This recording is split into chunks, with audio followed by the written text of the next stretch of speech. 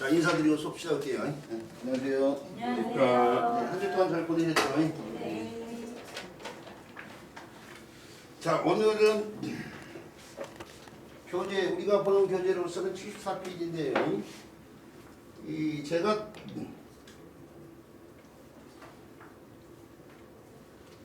코로나 기간에요. 코로나 기간에 그 써는 책들이 한 네 종류가 있어요. 네 종류.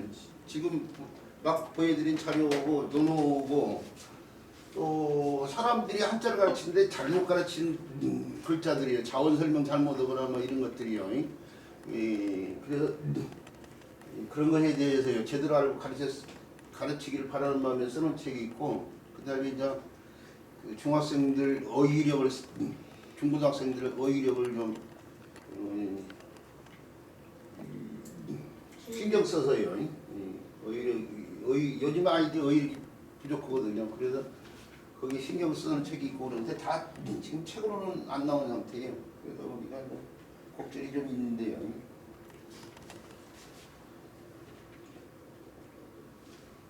자, 덧풀기라는 글자죠.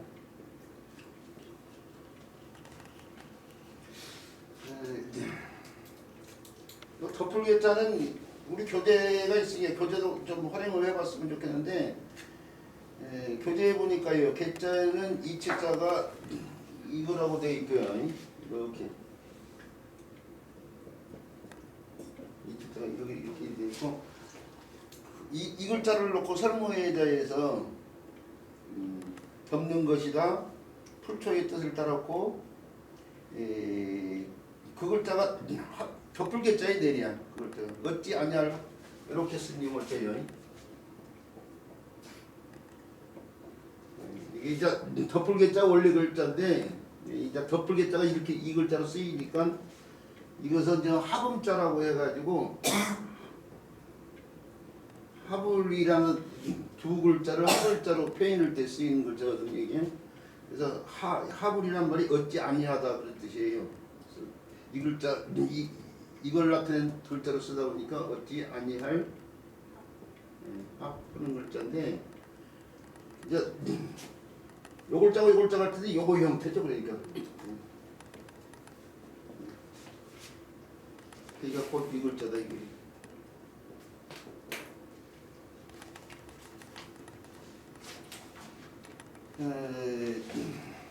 이 글자가 음역 글자다 그렇게 지금 해놨네.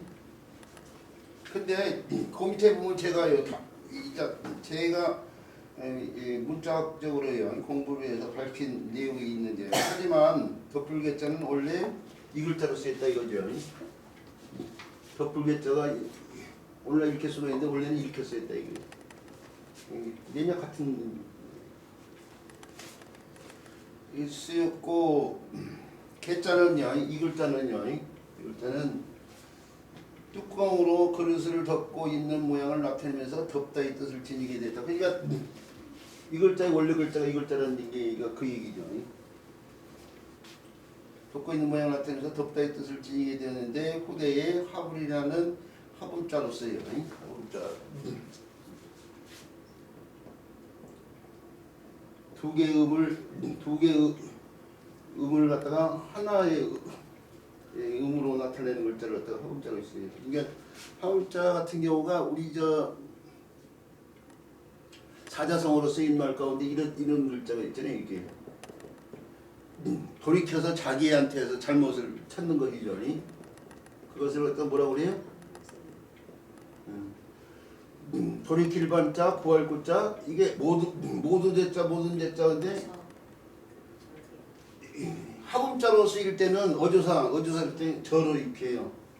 어조사 저. 그래서 이걸 반구제기라고 있는 사람들이 가끔가 저도 사실은 있죠. 예전에는 반구제기라고 읽었어요. 제대로 공부를 안 했던 거죠. 그러니까 학창 시절에 읽을 때는 반구제기 이랬는데 반구제기가 아니고 저자로 읽어야 돼요. 이게 합음자거든요. 이게 지금 합자로 쓰였는데 지어의 합음자예요. 지어. 그래서 이게 어가 뭐뭐에게서 뭐 이런 뜻을 표현하잖아요. 돌이켜서 자기에게서 구한다 이거죠. 잘못된 내용을요. 그래서 이걸 반구적이라고 읽을 때에 이 저가 이 지어를 갖다가 줄임말이에요. 지어의 합음자가 이게 저가 되는 거죠. 이런 경우인데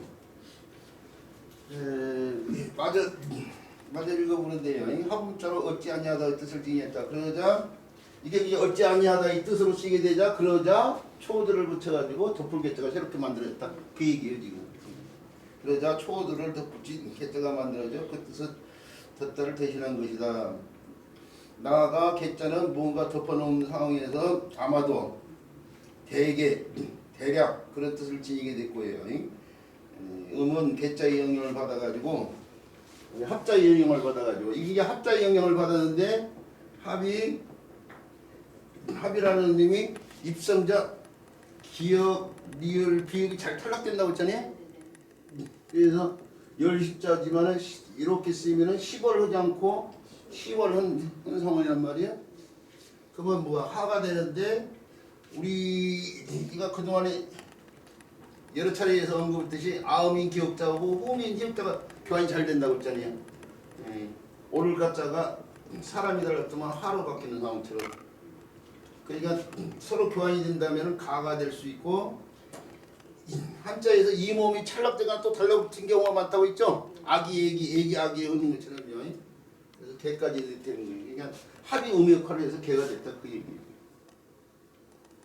이게 이걸 굳이 제가 읽어보고 있는 이유가 뭐냐면요. 사실은 예전에 있죠. 예전에는 이 글자가 거자가 음역하는 글자로 판단을 했어요. 그래서 그렇게 잘못 가르치기도 하고 그랬는데 그게 하도 익숙해지다 보니까 무심코 그렇게도 또 요즘에도 그렇게 가르치는 상황이 있어요. 옛날에 하도 그렇게 오랫동안 가르쳐오다 보니까 무심코 거자가 음역할 자로 설명을 해버리는 경우가 있는데 그때 사실 제대로 교육을 하면은 거자하고는 관련이 없어요. 요 글자 자체가 소전에 이렇게 표현돼 있어요. 이렇게 소전에 이렇게 표현이 됐거든요. 이렇게 지금 우리 책에 소전에 지금 우리 사이 이렇게 제가 죄송합니다. 소전 대행을 정확히 표현을 못했네요. 이렇게 표현이 됐거든요. 이렇게 표현이 되는데 바로 이게 덮개 부분을 말한 거 이거예요. 덮개 부분을 말한 거이고 이게 그릇인데요. 그릇인데 그릇에 뭔가가 담겨 있는 걸 갖다 표현했거든요. 이게 그릇이 있고 거기에 뭔가가 담겨 있는데 그 위에 덮개를 갖다 이렇게 표현했던 거예요. 우리가 저 병호자 같은 경우도 있잖아요. 병호자 이렇게 덮개가 이렇게 있고 그 다음에 병의 몸체예요. 이 대칭이 되게 그런 표현이 이건 제가 마음이 삐뚤어졌는데 이건 대칭이 안 되게 그런 해놨는데 이렇게 된 형태에서요. 이렇게 된 형태에서 나온 글자가 투어올 때 쓰이는 병호자란 말이에요. 이게요. 병호자. 이게 요 덮개 부분이요. 요 덮개 부분이고 그다음에 이제 병으로 가는 몸체예요. 이 몸체를 이런 식으로 표현했던 거죠. 이렇게. 그래서 덮개 부분 이렇게 되고 이게 병이 요 부분을 갖다 이렇게 표현하고 나머지 형태를 이렇게 표현된 거 아니에요. 이렇게. 요 병에다가 덮개를 빼내고 그다음 활을 던져 넣어요. 그러면 그게 토호가 되는 거 아니에요? 토호할 때 쓰는 병호자예요.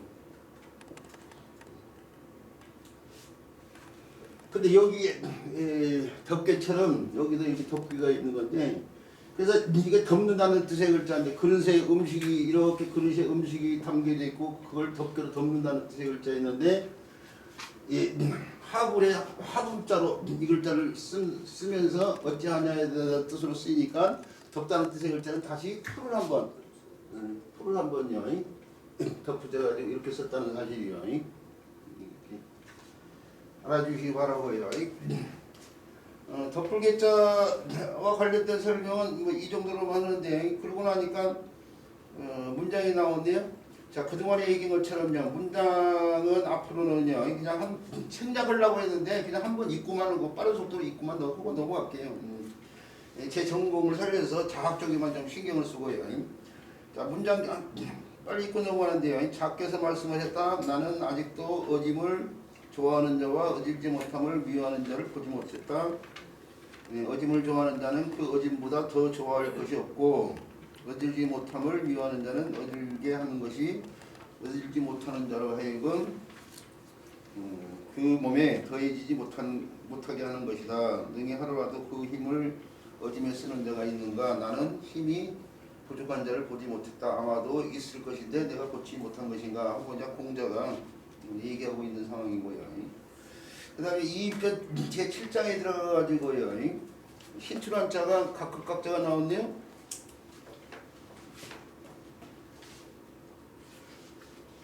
자, 각각자가 나오는데 각각자도 앞에서 설명을 했어요. 이미. 각각자도 앞에서 이미 설명을 했는데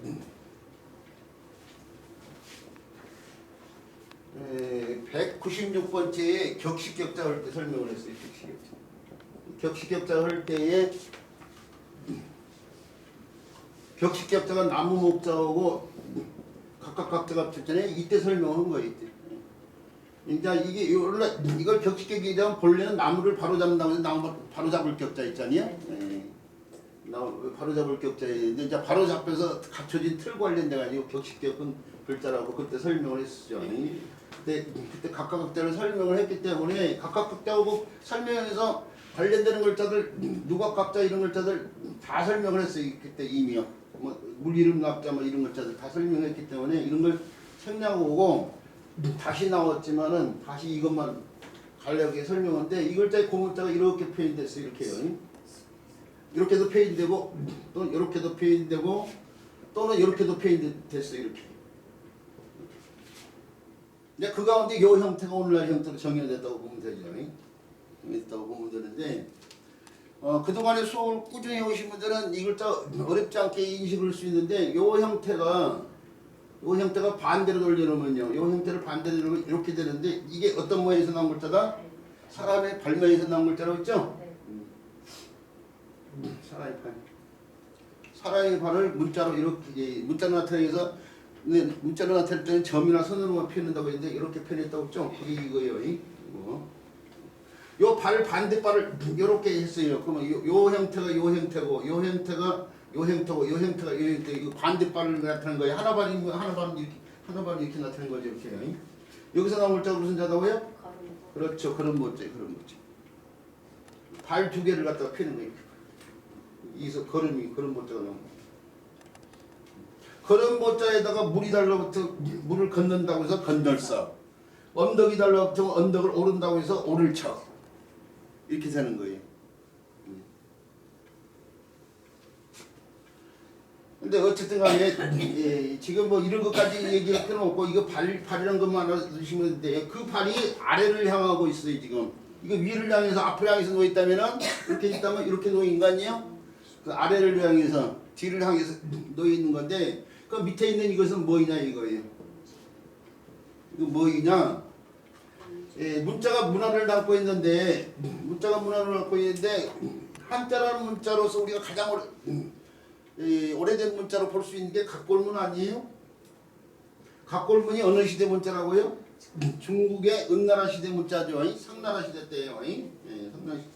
근데 중국의 은나라 상나라가 청동기 시대였어요. 청동기 시대가 시작된 시대였어요. 그 청동기 시대 사람들이 주거 문화를 살펴봤는데 신석기 시대 때도 똑같이 땅을 파고 집을 짓고 살았지만 청동기 시대 때도 움집 생활을 했어요. 움집 생활. 그 우물 판 거예요. 우리가 땅을 파고 이렇게 들어가가지고 물을 구하면 그게 우물이잖아요. 우물에 우고 여기 움집 위에 같은 데서 나온 말이에요 지금. 그러니까 여기는 이제 물을 구하기 위해서 판 거지만은 이렇게 땅이 있으면 그걸 땅을 파고 이렇게 들어간 거예요.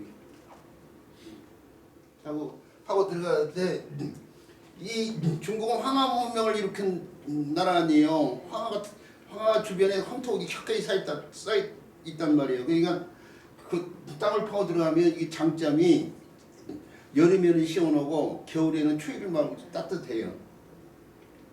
여기서 사는데 이 움집이 신석기 시대 사람들도 움집 생활을 했단 말이에요. 고석기 시대 때 사람들은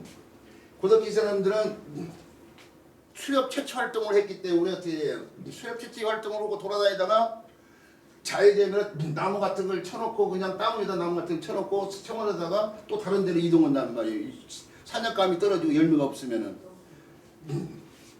근데 이제 신석기 시대부터 농사를 짓기 시작한단 말이에요. 물론 본격적으로 농경 생산은 청동기 시대 때 시작되지만 농사를 짓기 때문에 한국에서 오랫동안 짓는 게 농사를 지었기 때문에 이제 집을 정착되었는데 신석기 시대 때 움집은 특징이 뭐냐면 동굴이에요. 움집 털을 보면 동굴이에요. 동그랗게 이렇게 땅을 파고 들어가가지고 동그랗게 파고 들어가가지고 거기다가 이제 나무 같은 걸 걸쳐서 이렇게 산단 말이에요. 근데 이 청동기 시대 움집은 뭐냐면요, 네모난 형태예요. 네모난 형태. 네모난 형태죠. 땅을 네모나게 파는 거죠. 이게 네모나게 파는 것이 사람들의 인식이 발달된 것이라고 생각해야 돼요. 왜 그러냐면은 동그랗게 움집을 짓고 살다가 사람이 수가 늘어나면 넓혀야 되는데 넓히려면은 사방을 이렇게 집을 갖다가 이렇게 해요. 집을 넓히려고 지금 사방을 다 헐어내야 돼. 그런데 네모나게 지으면 한쪽만 헐어가지고 어떻게 돼요? 한쪽만 헐어서 더 증축이 되면은 될 거 아니에요? 여기를 사방을 다 하면 이제 여기를 한쪽 면만 허물면 된다는 말이에요. 그러니까 이제 인식이 발달된 거죠. 이제 청동기 시대 때. 자, 그리고 이제 움집도 이제 반 움집 형태로 이렇게 바뀌는데 이제 조금 더 낮게 이제 하는 거죠. 근데 사람이 요치때 움집 생활을 하면 들고 나는 곳이 있어야 돼. 들고 나는 곳. 사람이 움집 안에서만 살 수 없잖아요. 들고 나는 곳이 있었는데 이 들고 나는 곳이 여름에는 덜 덥게 하려면은 바깥에 온도의 영향을 덜 받기 위해서 좁게, 겨울에 외풍을 막으려면 좁게 해야 된다는. 그러니까 사람이 제각각 들어가게끔 조그맣게 만들어 움집의 입구를. 그것이 지금 이게 움집의 입구를 갖다 피는 거예요 지금. 그 발이 들어가는 거예요 움집의 입구로. 그런데 어떻게 돼? 조금 전에 넓게 오면은 여름에는 덥고 움집 안이 덥고 겨울에는 춥단 말이에요. 그러니까 결국 어떻게 돼요? 제각각 한 사람 씩만 들어가게끔 움집의 입구를 만든단 말이에요. 그러니까 바로 혼자서 들어다닐 수 있는 움집의 입구를 펴는 거예요 지금. 그 가운데 요 형태가 오늘날의 글자로 정해졌고 요 반대 형태 이렇게 가지고 요렇게 움집에 있고 요 형태가 요 형태고요. 발이 이번에는 위를 향해서 앞을 향해서 놓여 있는 형태 이렇게 또는 이렇게도 표현이 되죠 이것도요. 이렇게 또 이렇게도 표현이 돼요. 이게 길이 이렇게도 포함되어 이렇게요. 근데 이것도 여기서 정화된 글자가 뭐냐면 이 글자는 요 패턴 쪽을 해서 정의가 됐다고 봐야겠네. 요것은 요 패턴 쪽이거든요. 여기서 나온 글자가 뭐예요? 날출자예요. 날출자. 이게 입구로부터 발이 나가는 걸 갖다 펴는 거예요. 지금. 이거 발이 입구 속으로 들어가는데 제각각 혼자서 들어간다고 해서 각각 크는 글자지만 이것은 이제 나가는 걸 갖다 펴는 거예요. 이거는 발이요. 자 그렇게 해서 이루어지 이 각자예요.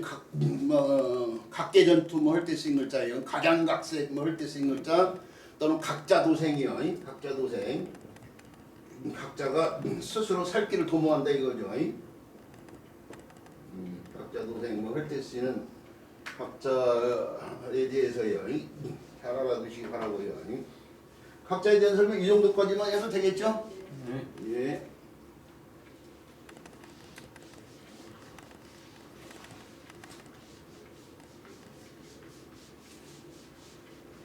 그 다음에 배워야 될 글자는 무리당자니 무리당자도 계속해서 해온 글자예요. 무리당자도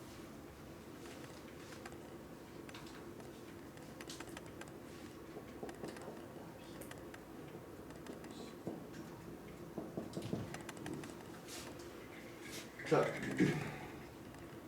두 개의 자소로 이렇게 나눠지는데 이렇게 요 글자고 요 글자예요. 네.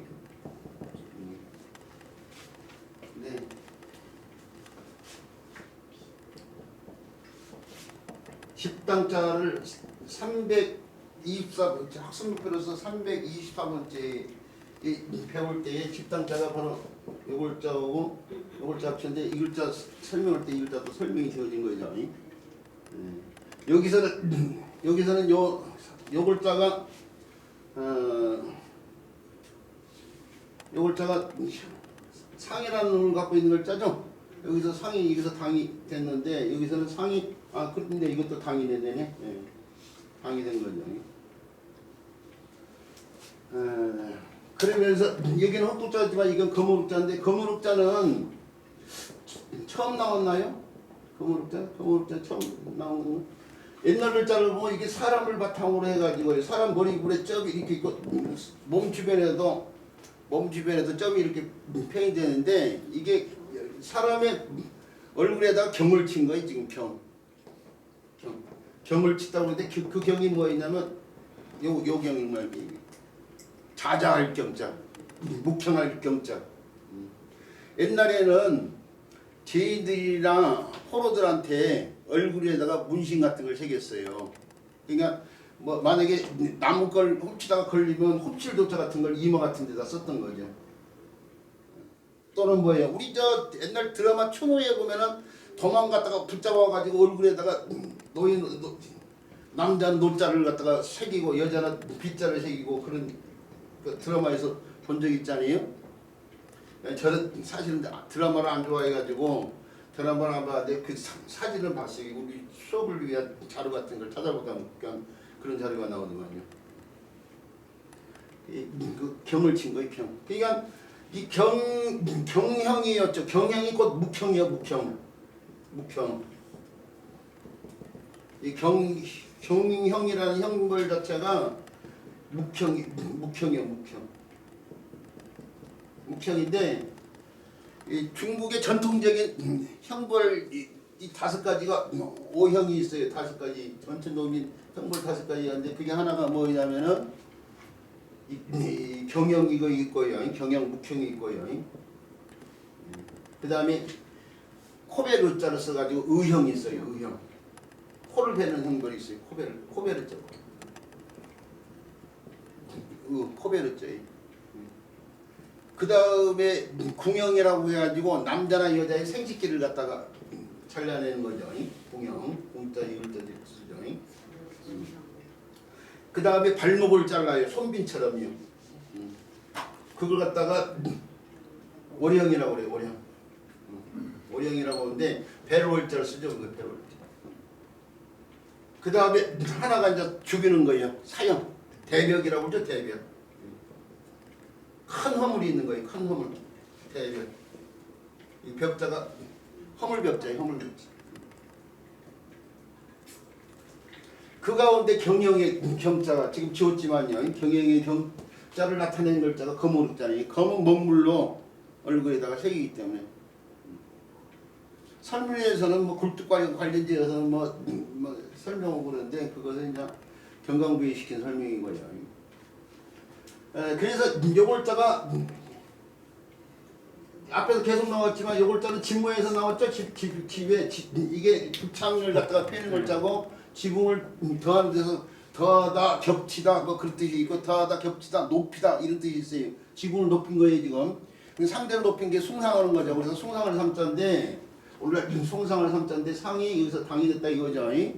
그래서 거무룩자와 관련된 뜻이 있는데 저 설문회자에서 보면요. 설문회자 보면 이거 관련돼 가지고 뭐라고 표현했냐면 불선냐라고 표현했어요. 불선냐. 선명하다 할 때 쓴 선자예요. 선명치 않다 그렇게 얘기해요. 선명치 않은 색깔로 관련되어 있는 거예요. 이게 사실은. 선명치 않은 색깔로 관련되어 있는데 이제 주나라 시대 때 500가구를 갖다가 지칭하는 단위로 쓰였어요. 이걸 때가 빌어다가요. 옛날 사람들이 500가구가 사는 마을과 관련된 행정구역의 이름으로 이걸 때가 쓰였다 이거죠. 500가구 관련된. 그러다 보니까 500가구에 사는 사람들이 많을 거 아니에요? 그 많은 사람의 무리를 나타내면서 오늘날 결국은 무리당제가 된 것뿐이에요. 자, 뭐 공산당 할 때 쓰는 당자죠. 정당 할 때 쓰는 글자예요. 당원들 뭐 할 때 쓰는 당자죠.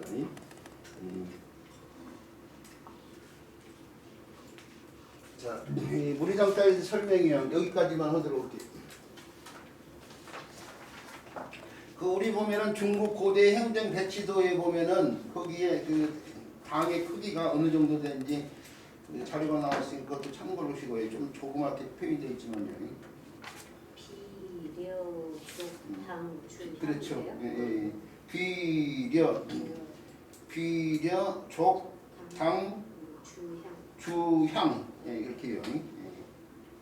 예. 중국어로 중국 자료를 갖다 쓰다 보니까 간뜻자가 지금 표현이 돼 있어가지고 근데 우리 선생님 중국어를 잘하시는 선생님 계셔가지고 잘 말씀 주셨네요. 예.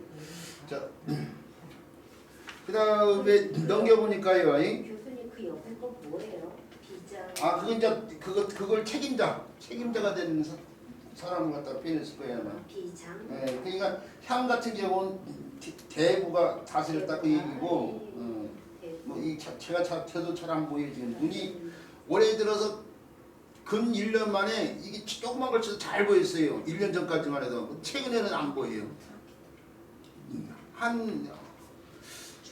좀 제 눈에 변화를 제가 스스로 느꼈는데 잘 안 보여요 주변에. 눈이 급작스럽게 나빠졌어요.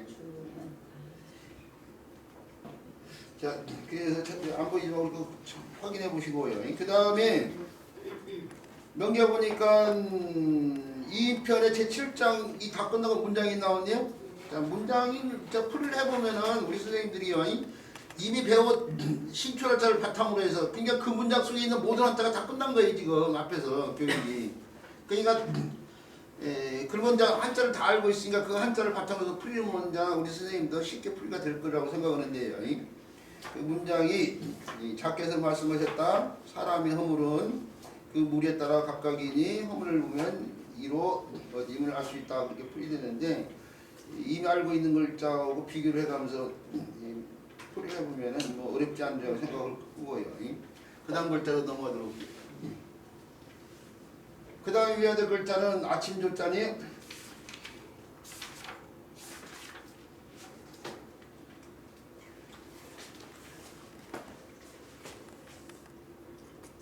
그러니까 문장 풀이만 해도 굉장히 빠른 속도로 지금 수업이 진행되고 또 중복을 빼내니까 더 빨리 진행이 되는 거죠 지금.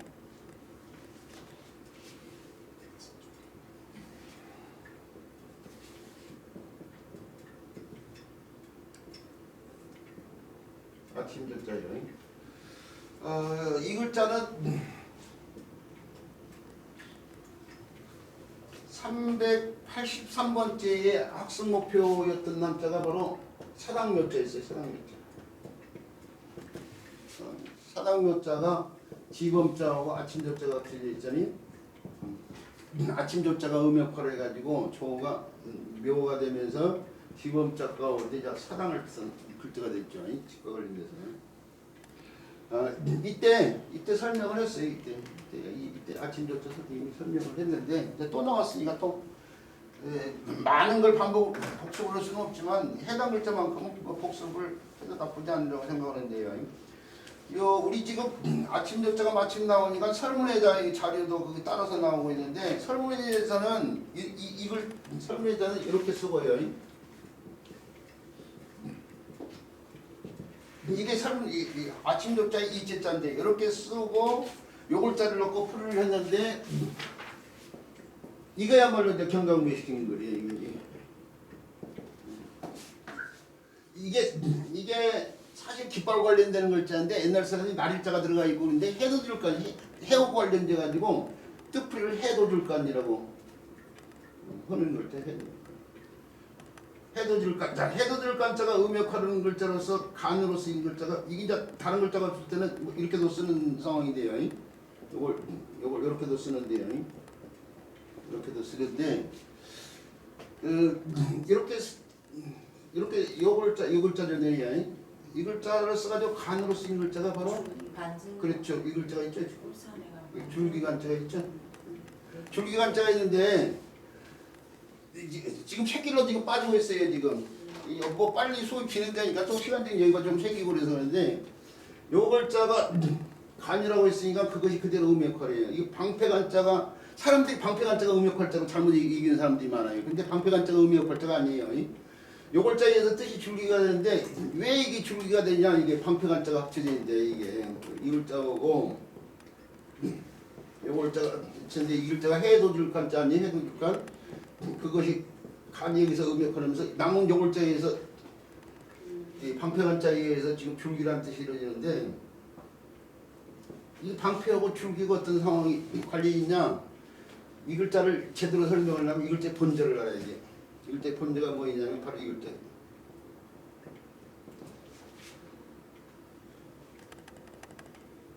네, 본절이겠지. 무슨 자예요? 방패간자가 아니고 무슨 자예요? 나무 목자잖아요? 네. 나무 목자 고문자 어떻게 표현했어요? 이렇게 표현했죠? 이렇게요. 네. 요것이 생략되면서 와비에이드가 이렇게 써요. 이렇게. 위에 글자가 여기 위에 삐칭 파임의 형태 사람 글자로 보이는 형태가 오니까 여기 올라갔던 요 부위에 이렇게 이제 너무 끄집어올렸나요? 요 부분을 생략해서 이렇게 빵빵 펼쳐놓으니까 방패.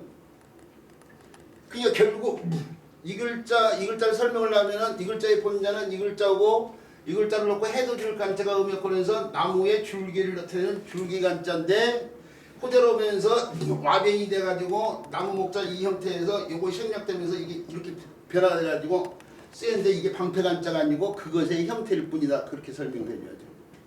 그러죠? 그리고 나라 이름 한자도 한국 올 때 쓴 나라 이름 한자도 이 글자 원래는 본자가 바로 이 글자예요 지금. 이렇게 그러니까 이게 요 글자가 간자인데 간이 뭘로 바뀌면 하나로 여기서 가는 거예요. 예울이자인데 이 우물에 둘레를 갖다가 펴는 글자예요. 우물의 둘레 이게 예오산 우물의 둘레 우물의 난간 우물 난간을 뜻하는 글자예요. 이게 지금 원래는 해돋을 간자가 이게 오늘하고 생략돼서 이렇게 쓰여 있지만 원래는 이렇게까지 이게 본자가 이거라니까요.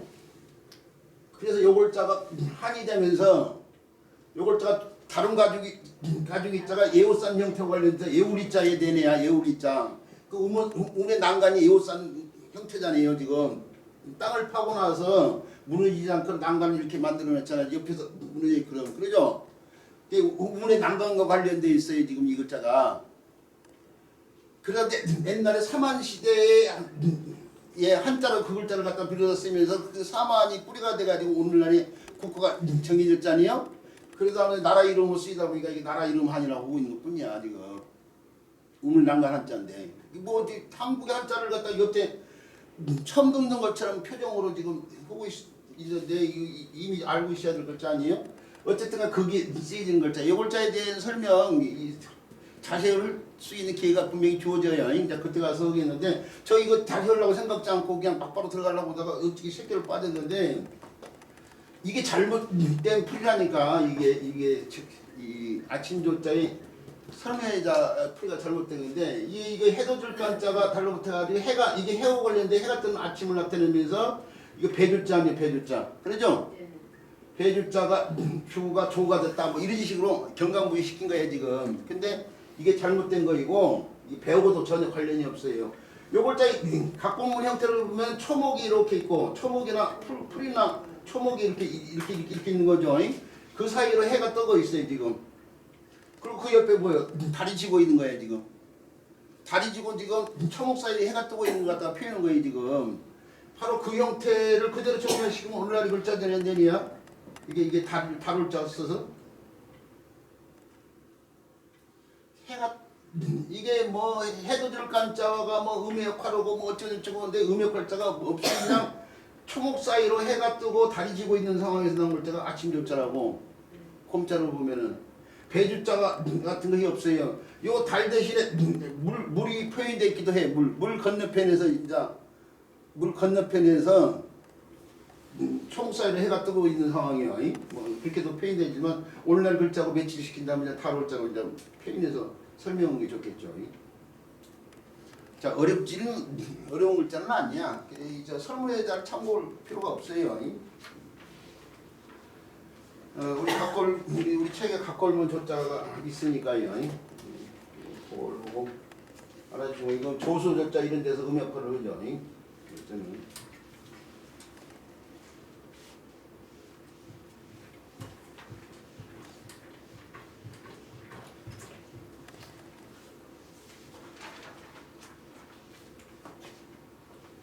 그 다음 저녁 석자가 나오네.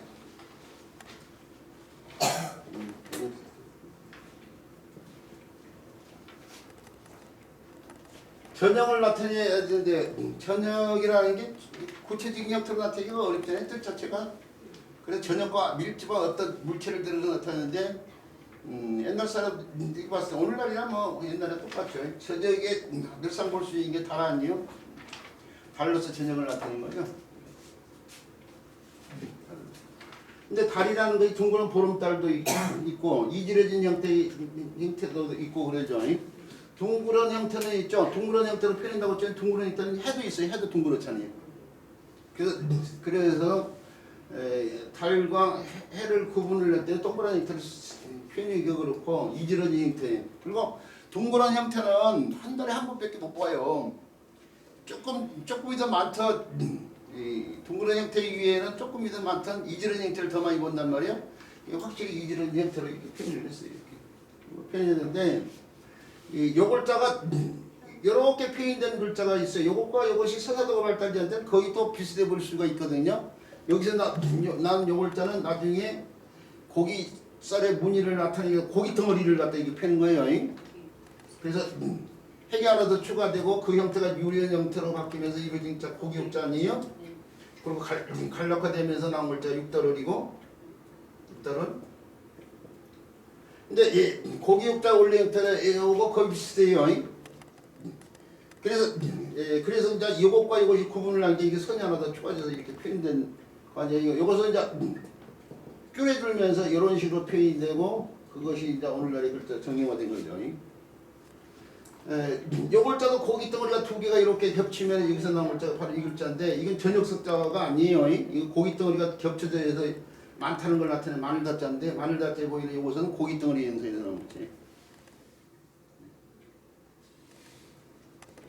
사람이 있고 사람의 겨드랑이 이를 갖다가 점을 폈는데 겨드랑이 옆으로 이렇게 초장까지 쥐고 있는 형태. 여기서 나온 글자가 바로 이 글자 아니에요? 이 글자? 밤여자? 요 글자가 이렇게 쓰인 요 글자에서 정형화된 글자가 바로 이 글자란 말이에요. 이게 겨드랑이를 뜻한 글자였지만 또란 뜻을 빌려다 쓰면서 또 역자가 된 거 아니에요? 또 역자? 그러니까 밤여자는 또 역자의 저녁 석자가 합쳐진 거나 마찬가지예요. 저녁 석자가 합쳐진 거나 마찬가지예요. 역자가 음역하는데 여기 단모 입성자 기역자 할 때 여가 되고 여가 다시 뭐가 돼요? 야가 되면서 달이 뜨는 저녁을 나타내는 저녁 석자. 이게 음역할자 이게 음역할자라고 이게. 근데 이거 시험할 때 이렇게 표현이 되는데 요 글자가 역자인데 역자가 여가 되고 여가 야가 되면서 여기서 야가 되면서 초생달이 들어가가지고 저녁을 저녁 숫자 됐다 이게. 그리고 겨드랑이를 나타내는 글자는 다시 요 글자를 음역글자로 삼아가지고 이렇게 육달을 달라고 쳐요. 액칙증 뭐 할 때 쓰는 거죠. 다 관련이 있는 거예요. 그러니까 이제 보통은 그 본래 뜻이 이제 다른 뜻으로 바뀌어서 그 가액을 해가지고 이제 본자 다시 만들듯이 네. 그 또역자가 본래는 겨드랑이인데 이제 겨드랑이 액자를 새로 만들 때 네. 원칙대로 한다면은 역자를 붙여야 되는데 또 역자를 써야 되는데 네. 밤약자를 쓰는데 밤약자가 사람들이 인식이 더 많이 알려져요. 더 많으니까 음역 글자를 바꿔준 거예요. 더 많이 쓰이는 글자로.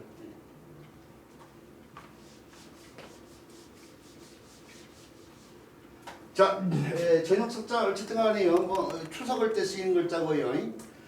저녁이 인상적인 때가 뭐 7월 7석이라든지 뭐 이럴 때 아니에요. 석간신문 뭐 이럴 때 쓰이는 석자죠. 자, 저녁 석자에 대한 설명 여기까지 들어보고요. 그러고 나니까 막바로 또 문장 풀이를 해야 되네요. 2인편 제8장의 문장 풀이. 뭐 이것도 간단한 문장이에요. 작게서 말씀하셨다. 아침에 도를 깨우치도록 들으면 저녁에 죽어도 자 이건 그 일상적으로 쓰는 관용구나 마찬가지예요. 조문도 석사가이 그러죠. 우리 학교 다니면서 교과서에서 나온 말이에요. 조문도 석사가이라 뭐 그러네. 문장 신경 안 쓰는데 읽다 보니까 그 문장이네. 그 다음에 2인편 제9장의 신춘한자를 살펴보는데요. 선비사자니? 왜 이렇게 오늘 진도가 빨리 나간대? 근데 다 알아듣고 계시죠? 예. 제가 마음이 급하다고요? 저희 딸 아니 요즘에 이 진도가 늦어진 것 때문에 또 스트레스를 받아가지고 이 속으면서 빨리 해야지 속으로 천천히 하세요. 속으로 막 채찍질을 막 하고 있어. 진도가 빠르다고 그렇게 강조를 안 했는데 교수님 거기다 압박을 많이 받으시네요. 아니 우리가 이제는 세우면서 자꾸 뭐 다 끝나는데 민주주의 걸리면 했었고 그러니까 근데 저도 느끼고 있었던 바예요. 우리 너무 늦어지면 안 좋으니까. 옆으로 세지만 안 하시면 됩니다. 옆으로 세지 말고 그러면 천천히 저희는 천천히 생각합니다. 별 세웠습니다. 그래요. 그 뭐 묘를 좀 살려가지고 운영의 묘를 좀 살려가지고 좀 빠른 듯 늦게, 늦은 듯 빠르게 이렇게 하면 좋은데. 그리고 그게 안- 요즘 수업에 열심히 참여하시는 분들은 대부분 그 교수님 강의를 오랫동안 들으신 분이 아니기 때문에 진도에 그렇게 너무 연연 안 하셔도 됩니다.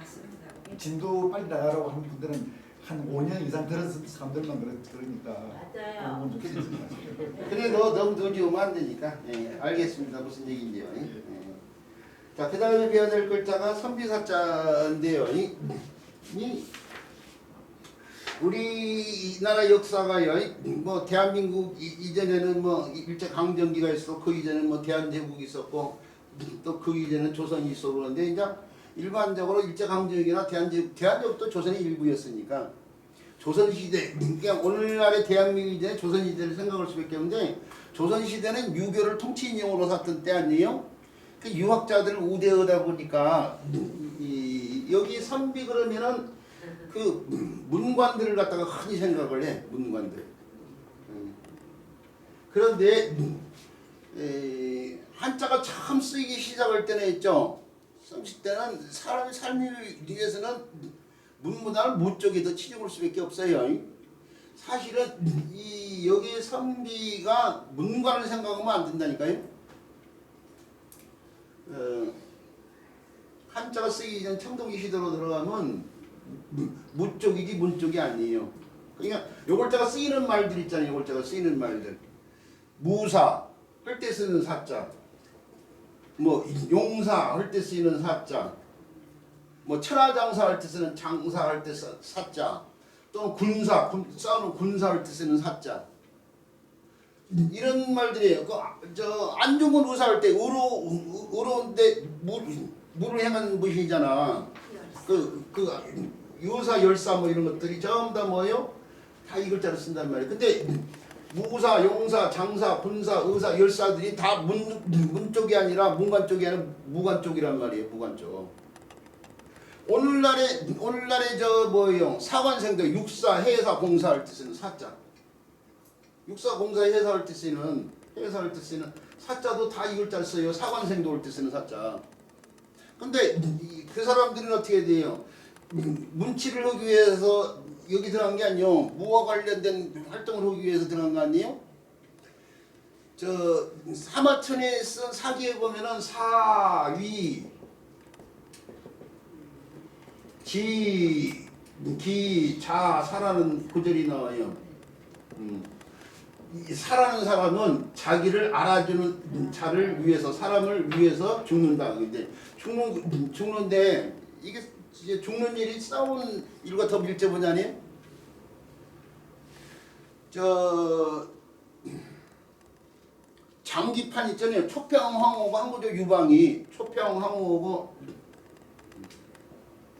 항고조 유방이 항고조 유방이 서로 그래서 싸우는 걸 노력화시키는 거 아니야. 그래서 그 궁이 말에 그 장기판이 최고 큰 것을 말을 갖다가 궁이라고 그래. 궁이라고 그러는데 궁이 초에 오고 한이 써 있잖아요. 근데 그 궁 주변에 보면은 이 사들이 이렇게 놓여져 있어요. 사들이 이렇게 놓여져 있잖아요. 야들이 어떻게 돼요? 앞에서 상대 말이 왔을 때 나가서 잡아먹기도 하고 자기가 잡아먹기도 하는데 싸운다는 거 아니에요. 지금 이거 싸운다는 거. 야들이 문치를만 행하는 사람들이 아니라는 걸 알 수 있잖아요. 사의 애초에 쓰임은 문쪽이 아니라 무쪽이에요. 문쪽이 아니라 무쪽이라고. 무쪽이라고요. 무쪽 관련인데 더더군다나 이 글자의 자원을 보면은 무하고 더 밀접하게 갈 수 있는 게 이게 뭐냐면요. 옛날 글자를 보면은 도끼 형상이에요. 도끼 형상. 도끼 형상에서 나온 글자예요. 이게 도끼 형상.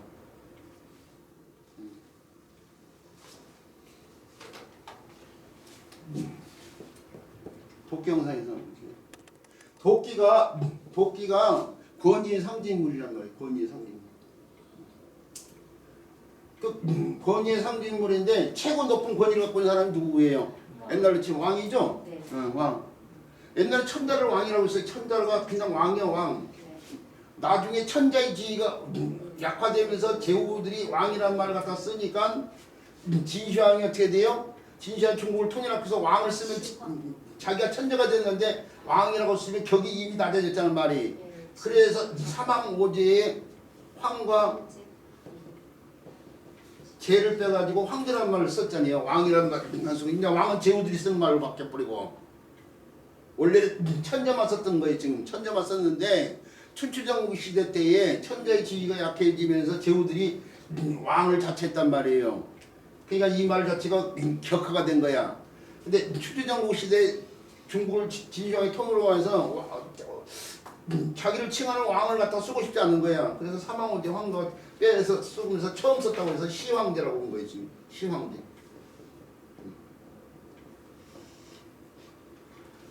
그 임금왕자도 어떻게 돼요? 도끼 형상에서 나온 글자 도끼 형상. 도끼 형상. 도끼 형상에서 나왔어요. 좀 더 장식이 된 것처럼 보이는 도끼 형상. 임금왕자나 선비사자가 도끼 형상에서 나온 거니까요. 근데 우리 책에는 설문의자에서는 일자하고 십자가 합쳐진 글자로 설명을 해놓고 설문의자에서는 이걸 파자를 시켜보니까 파자를 시키니까 열십자하고 한일자가 합쳐진 것처럼 보이거든. 그러니까 이제 일자하고 십자가 합쳐진 글자로 설명하는데 허신이는 또 그걸 갖다가 공자한테 빌어서 공자가 말하기를 갖다가 거기 보니까 열십자하고 한일이 합쳐져서 선비사자가 됐다. 그렇게 설문의자에 또 그렇게 썼어. 허신이는 공자한테 또 책임을 미루고 싶었는지. 그러니까 이제 사람들이 이제 그 패턴으로 간 거야 이제. 열십자하고 한일자가 됐단 말이야. 근데 선비란 말이야. 그러니까 하나에서부터 열까지 많은 거 하는 사람 선비네. 그거 이제 말을 갖다 만든 거야 지금. 근데 이제 이게 엉터리라는 얘기지. 권위 상징물이 도끼에서 난 거지. 이게 생사 여탈 공고가 관련이 됐어요. 도끼가 무기이기 때문에 생사 여탈 공고 관련됐어요. 옛날부터. 그래서 조선 시대에도 있죠. 면함 최익현 이런 분들이 있죠. 왕한테 상소를 올릴 때에 지부상소라고 해가지고 지부상소예요. 도끼보자. 이게 도끼라고 했잖아요 지금. 이게 도끼보자. 지부상소 같은 걸 했어요. 궁궐 앞에 가가지고 도끼를 딱 올려놓고 왕한테 상소를 했단 말이에요. 왜 도끼를 올렸어요? 내가 드리는 상소가 온당치 않은 건 이 도끼로 나를 죽여주십시오고 당신 생사의 역할권이 있으니까. 도끼라는 물건이 그런 상징성이 있는 거예요. 그런 상징성과 관련돼서 이루어진 글자가 선비사자고 이게 도끼가 무게의 일종이라면 무관 쪽이지 문관 쪽이 아니란 말이에요. 근데 이제 후대로 오면서 이제 의미가 확대되고 그러면서요. 문물을 다 통칭하게 되고 그것이 또 유교사에서는 문관 쪽으로만 또 이제 치우친 말로 사람들이 여기고 있는데 그게 잘못된 것이다 이거죠. 하여튼가 선비사자가 부술자인데요. 부술자인데 뭐 좀 더 자세하게 또 설명을 할 수 있는 또 다른 기회가 있을 거라고 생각하고요. 뭐 미처 생각을 못하고. 예? 선비의 뜻은 말씀 안 해요. 선비란 뜻은 약속된 말일 거예요. 선비라는 뜻에 대한 자원을 제가 찾아보지는 않아가지고 그 이제 그렇게 말씀을 주시니까요. 지금 내가 선비란 뜻에 대해서 자원에 대해서 연구를 안 해봤구나 싶은 생각이 있는데 요건 다음 시간에 공부를 좀 해가지고 와가지고요 말씀드리고 우리 선생님들도 좀 연구를 해보세요. 저만 같이 공부하는 거니까 제가 뭐 앞에서 이렇게 떠들고 있다 해서 일방적으로 설명을 싸움은 아니고 우리 선생님도 공부를 좀 해가지고 혹시 지금 선비의 뜻에서 알고 계신 분? 우리 선생님 가운데 그거 짚고 아는 분 있으면 또 짚고 넘어가려고 했죠. 먼저 제가 질문하셨을 때 손은 몽골어로 어진자의 뜻을 가지고 있고 그다음에 비는 같은 몽골어 지식이 있는 사람이라고 말씀을 해주셨기 때문에 근데 봐봐요. 달라요. 자, 그 말과 관련해 가지고 그렇게 얘기하니까 저도 선비를 안 찾아온 건 아니긴 것 같네. 그러니까 저도 기억이 어렵긴 나는데 근데 그것도 너무 행설수설하고 명쾌하지가 않아가지고 신경을 안 써버렸어요. 이게 뭘 자료를 읽다 보면은 신뢰가 안 가는 자료들이 너무 많거든. 근데 저도 그렇게 얘기하니까 아 옛날에 그러고 보니까 내가 선비에 대해서 알려고 공부를 해왔구나 했는데 그 명쾌한 자료라고 보지 않고 저는 그걸 참고를 안 하고 잊어버린 상태란 말이에요. 그러니까 다음 시간 한번 좀 조사를 해가지고 와가지고요. 서로가 책에는 뭐 대부 아래 지위에서 벗어나는 사람들을 그것은 이제 그 선비가 갖고 있는 뜻이에요. 그대로 오면서요. 선비란 용어 자체에 대해서 지금 어떻게 이루어진 말인지에 대해서 좀 묻고 싶어진 거거든요. 이건 이제 선비가 사라는 글자가 갖고 있는 뜻이에요. 그러니까 옛날 종법제에 지금 우리가 그것은 그 얘기예요. 지금 준하시의 첫 번째 천자가 매일의 천자가 있고 그 다음에 제후가 있고 그 다음에 대부가 있고 그 다음에 사가 있다 그 얘기예요. 그 다음에 일반 백성들이 있고 그 다음에 이제 노예가 있고 옛날에 종법제도에 의해서 사회를 따지고 보면 이렇게 계급 사이예요. 계급을 따지다 보면 매일의 천자 그 다음에 제후 대부 그 다음에 사가 있다 그 얘기. 대부 밑에 벼슬아 치는 사람이라고 얘기한 거거든요. 이 대부 아래에 지위에 있는 사람, 이 바로 이 위치에 딱 그 얘기예요. 지금. 그래서 이 두 부류를 합쳐서 사대부라고 하는 거예요. 사대부. 자, 선비사자가 근데 여기서 하나 더 지금 질문이 나와가지고 질문과 관련된 얘기를 하다 보니까요. 선비사자가 벼슬할 사자의 음역할자라는 거 알고 두시고요. 벼슬할 사자.